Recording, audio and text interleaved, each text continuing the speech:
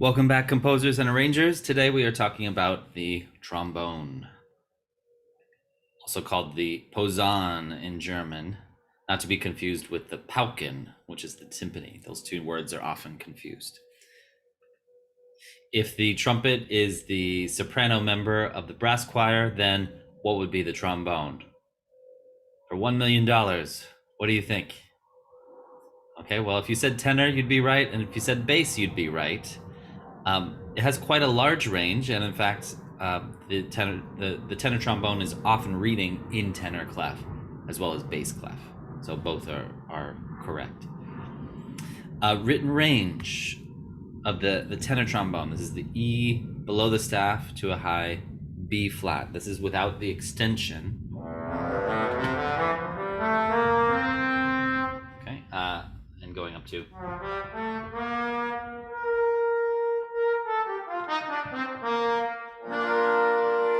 Okay, which is quite a large range. If you compared that to, let's say, a common baritone range, that would be a little bit outside of, a little bit lower than the baritone, a little bit higher than the baritone range. So it's a bit extended from the human voice, let's say. Dynamic curve, much like the trumpet, it's going to be getting louder towards the top of the instrument. It takes more air to produce. It is naturally louder. Does that mean it's very soft towards the bottom end? Well, yes and no. It tends to be a more powerful instrument in general. You should think of the trombone as equally matching the trumpet. If you had two in a lineup and you tried to see, okay, which one of you is louder, they would be pretty much equal. Like a large trumpet, it is a descendant of the bass trumpet. In fact, there are many people who, let's say, if trumpeters want to explore the lower range, they can get a bass trumpet, and essentially that's what the trombone is. But of course, the biggest difference being that it is activating the different partials using the slide. So instead of accessing the valves to extend the range, remember that every time you press down a valve on a trumpet, let's say, or French horn for that matter, or tuba, you are accessing different tubes that make the length of the tube longer, in a sense. So you are lowering the pitch. Well, you're doing the same thing with the trombone, but instead of accessing it using valves, you are literally extending the range by extending your hand. So that this is the idea of the slide trombone. We'll talk about position soon. It is a very versatile instrument, good for solos.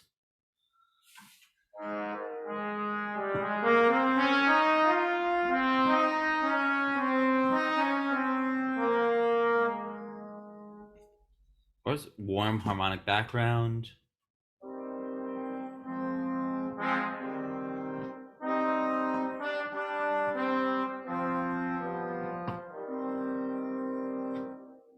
A contrapuntal partner.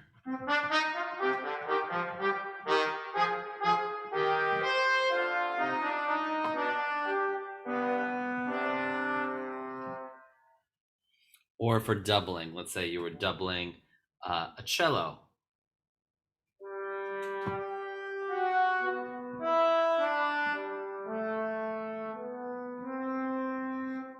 Or doubling a string bass, because we do have access to the lower range. Okay. Different trombones of the trombone family, the alto trombone, tenor trombone. When you say trombone, this is the trombone you're referring to, the tenor trombone. This is the tenor trombone with an F attachment, which in a sense has the same range as the bass trombone with the F attachment. So of course, that attachment meaning that you have more tubing and you are extending the range lower.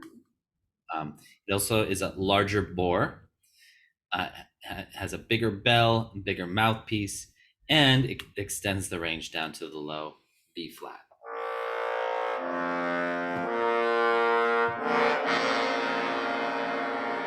Okay, there you have it. If you want those really guttural, very powerful low notes, we'll consider using the bass trombone down to the low B flat.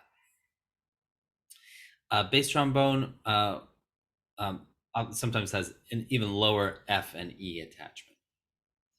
Okay, and this is a big thing to know. Even though we're talking about that this is based in B flat, that it is a non-transposing instrument. So you don't have to know the various partials. Just know that when you write a C, it comes out as a C. This is good news for you, especially those who are handwriting their scores. Okay, typical trombone forces in an orchestra. Try to picture a common orchestral layout. What are you picturing?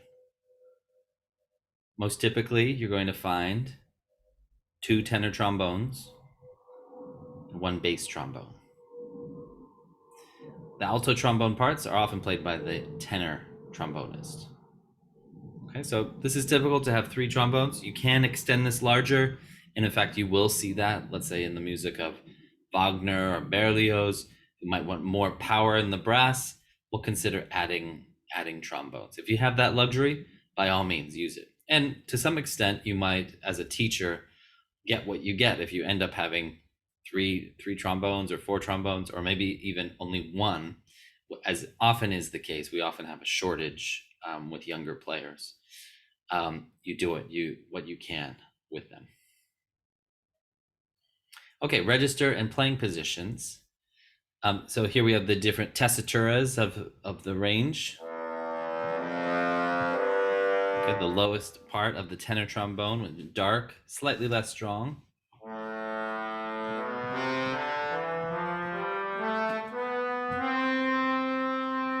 Firm and powerful. And then we get into our higher range.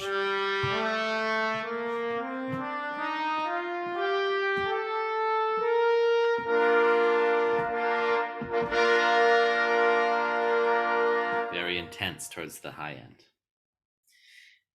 These are the 7 positions of the trombone. Once you go past 7, well, that slide is going to fall off the instrument. This is also the reason why you can't glissando past a tritone, because those are the 7 pitches.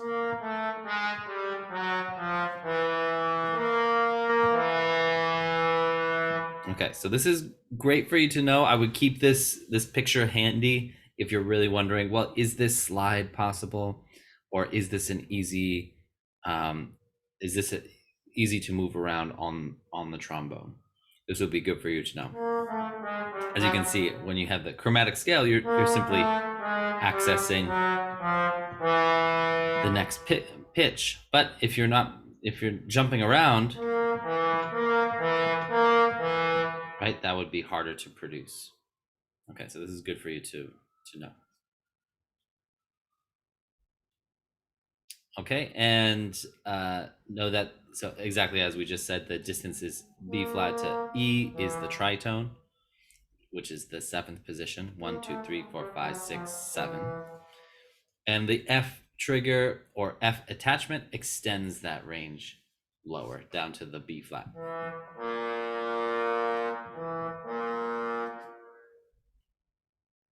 Okay, and that is a rotary valve, which is manipulated by the left thumb. So it's accessing extra tubing that brings the available pitches downwards. Again, do you need to know all of this to write for it? Not necessarily, but it is good to know, especially if you're teaching, let's say, band or orchestra. Articulation and tonguing. It is a facile member of the brass choir, but speaks a little less quickly than the trumpet due to the large mouthpiece. Does that mean you can't write staccatos? No, but of course the resulting sound will be slightly less crisp than, let's say, the trumpet. Certainly, if on the spectrum of the most staccato to the least, you would put tuba and French horn in the least amount of staccato that you might hear by the time that sound gets to you, and the trumpet would be the most. So the trombone is a close second. Of course, slurred notes are possible and played all in one breath. Separate notes are tongued, like we've seen in the use of trumpet. So if you find yourself singing back your parts and you're saying ta ta ta ta, if you're saying the word ta, that's a rearticulation. If you want ta ta, well then that would be slurred, of course. Okay, single, double, triple tongue, all of this is possible. Ta ta ta ta ta ta ta ta. That would be single tongue. How fast can you single tongue? Okay, what about double tongue?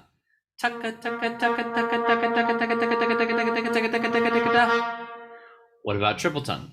So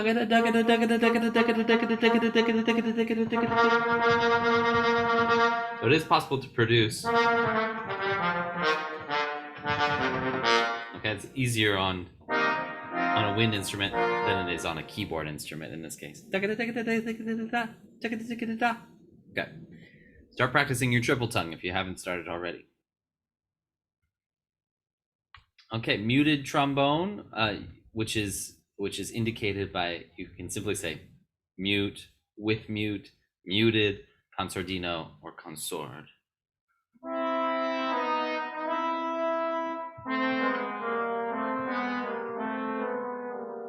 Or in this case, mit Dampfer, with mute from the Berg Violin Concerto. Okay.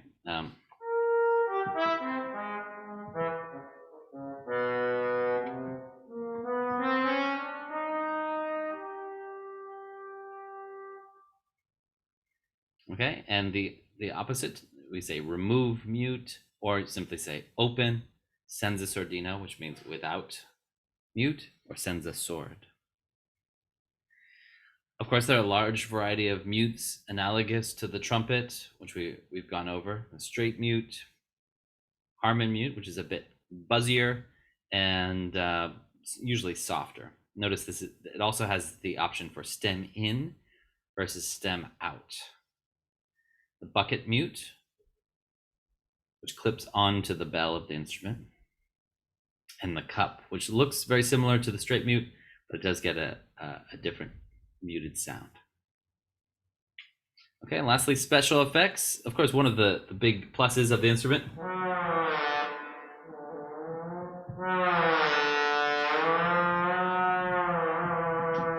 okay, they can produce vibrato using the slide. They can produce, of course, glissandi, up and down. If you really want a specific glissando, it's worth checking what is possible. So refer to that chart that I showed you earlier, and you can see, okay, just how far can I do a glissando? Well, if you start on that B flat, you could go all the way down to the tritone. If you wrote, let's say, something a little farther, let's say a perfect fifth, well, they would approximate, but they're going to leave out some of that range. So it is possible to approximate, and they'll just do their best. But it would be better for you as a composer arranger to know exactly, is this possible or is it not? Okay, and of course, this is the most natural glissando to play of all the brass due to the fact that it has a slide. As we said, no slide can be larger than a tritone. They can also lip gliss, as we've heard, especially from the French horns. This tends to be more of a French horn technique, the lip gliss, but it's certainly possible. Okay, and there you have it. This is the world's briefest introduction to the trombone. Make sure you know the basics. What's the range? What is the contour? What's the tessitura that you're going to be using in your piece? How does that compare with what you know so far about the French horn and the trumpet? And what's it going to be like to combine those? In which ranges would you have to, or which part of the range would you have to put it in order for it to compete with the trumpet? What about the French horn? How strong is it, and what do you need to be careful of? Okay, those are the questions you should be asking yourself as you attempt to combine various brass instruments. As you will see though, and hear, that the resulting sound is much more blending. So the brass all get along very nicely in terms of blend. They don't have the same problems as woodwinds, which tend to stick out as individuals. Okay. All right. Well, good. We're continuing our journey through orchestration, instrumentation, composition, arranging. This is all good stuff. And we'll be finishing up the brass choir shortly soon with the tuba. All right. Once again, I hope you have a fantastic day, and I shall see you soon.